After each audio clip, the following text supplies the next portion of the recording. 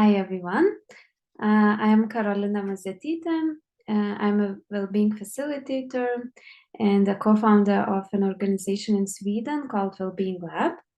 In this organization, we work a lot running youth exchanges, training courses, retreats, some of them funded by Erasmus Plus program.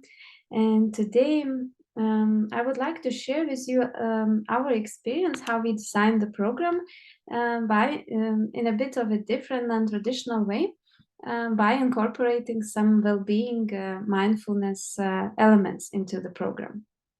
So in this course, you can see that there is a program draft of the template which we use when we design programs for our events.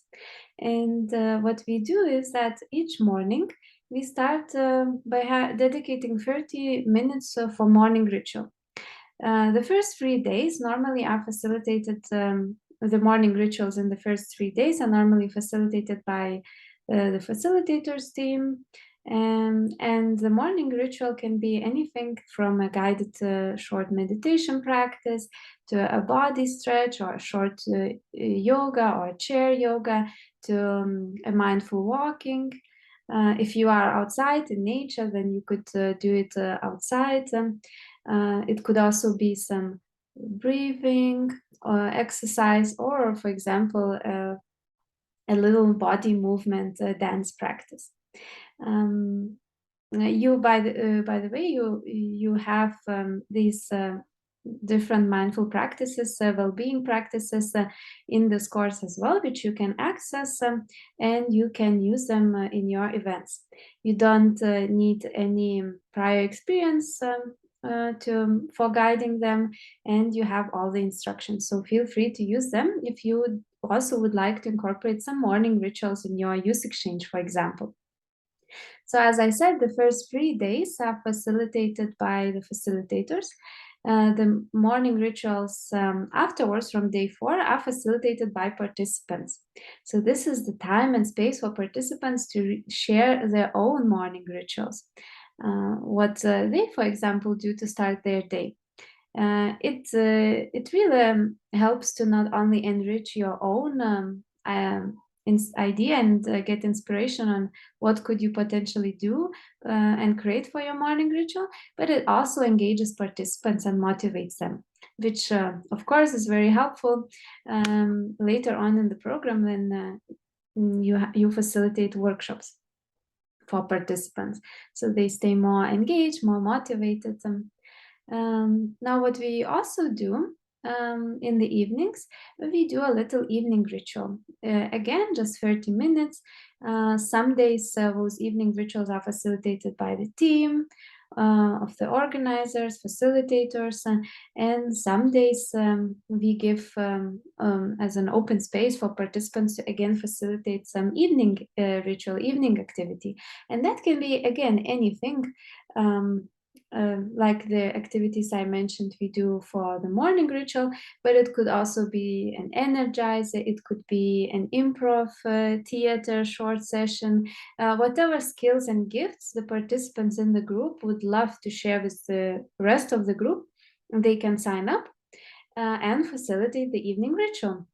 It could be also an evening reflection time facilitated in a different way. Could be even a gratitude walk outside. So as you can see, the options are very wide and broad. Apart from that, we really try to engage participants to really get involved in the program much more than just facilitating morning and evening rituals. In the beginning of the event, we create what's called the good deed chart, or in yoga practice, it would be called the karma yoga. So the karma yoga is the aim of it is to give something back to the community, to co-create the whole event together, but also to help the event happen. So that can be from like having the cleaning angels every day who would make sure that the space, the rooms we are working in are clean. It could be having the support team in the kitchen, so helping the chefs if you have, for example, an event not in a restaurant where you eat food, but if you have a private chef, then that really helps. Then it could be people responsible for energizers, daily reporters of the day, people who make some photos and videos and make a little report of what happened during the day, post some highlights like stories and post on Instagram, for example.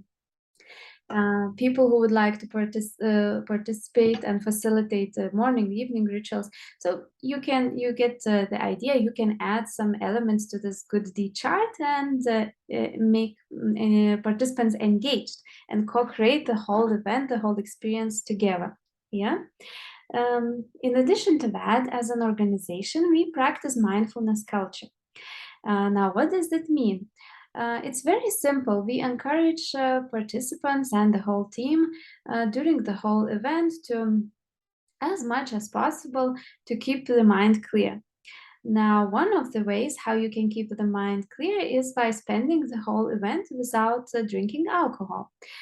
So before the participants even come to our events, we describe a little bit in the info pack the mindfulness culture and this point of that the event is free of alcohol and any drugs, so that everyone would be able to keep their minds clear, not clouded, because as we all know, if we drink alcohol, the mind gets a bit cloudy, so it gets a bit more difficult to connect to our body, to our mind, and also to connect with other people. Yeah.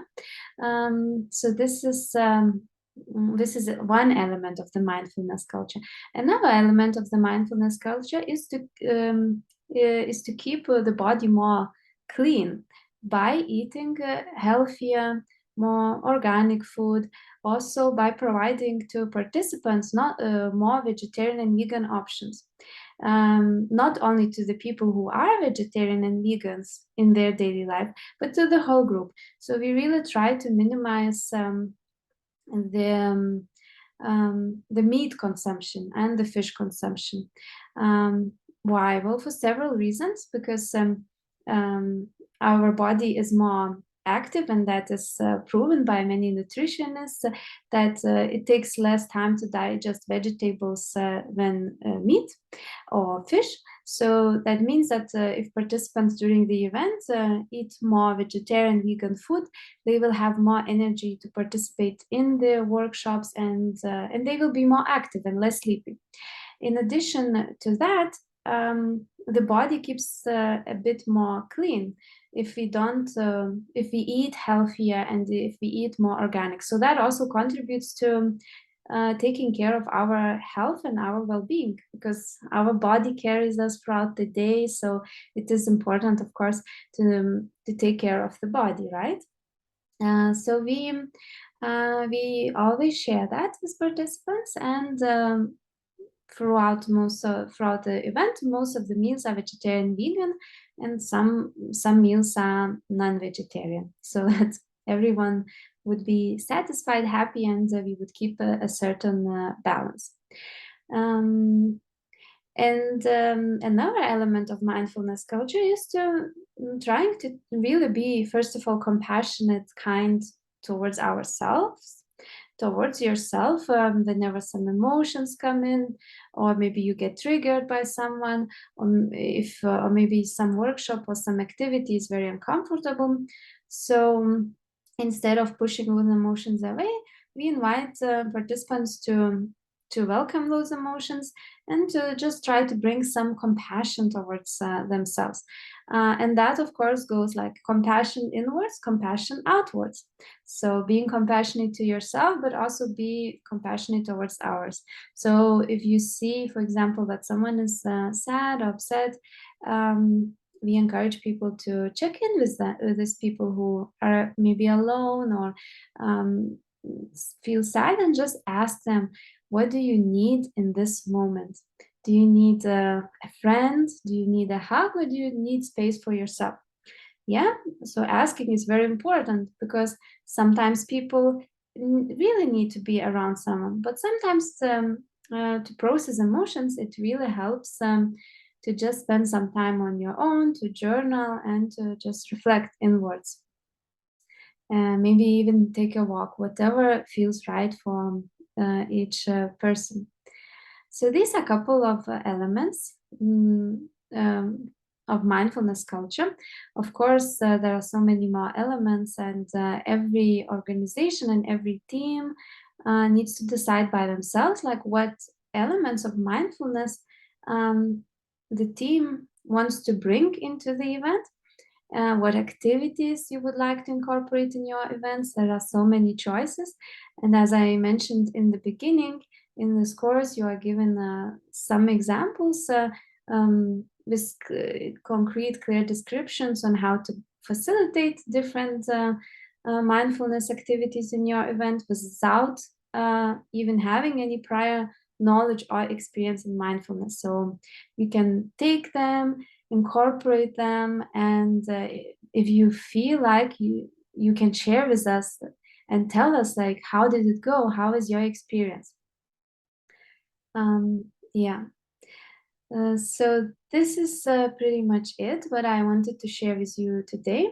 I am personally a strong believer that incorporating small well-being elements in an event like a youth exchange can have a massive impact on people, on their lives, a very positive impact, and sometimes bring massive transformations and even bring people closer to their dreams and understand themselves better. What do they want?